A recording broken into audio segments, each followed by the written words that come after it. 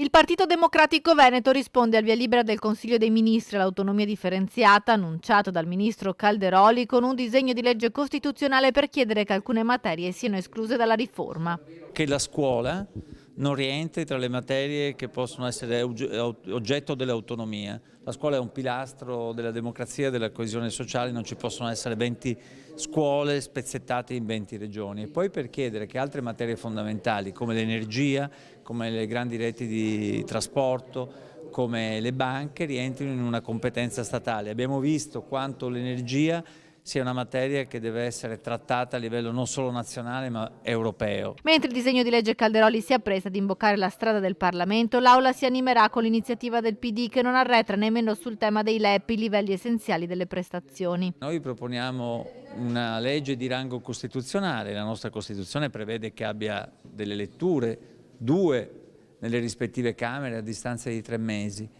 E quello che propone Calderoli è di per sé tortuoso, perché non sono definiti i tempi, perché non sono state coinvolte fino in fondo le regioni, perché ci sono critiche e rilievi da parte dei comuni e delle province e perché non sono stabilite neanche le risorse finanziarie per fare i LEP, cosiddetti livelli essenziali delle prestazioni, che sono fondamentali per garantire l'uguaglianza dei cittadini.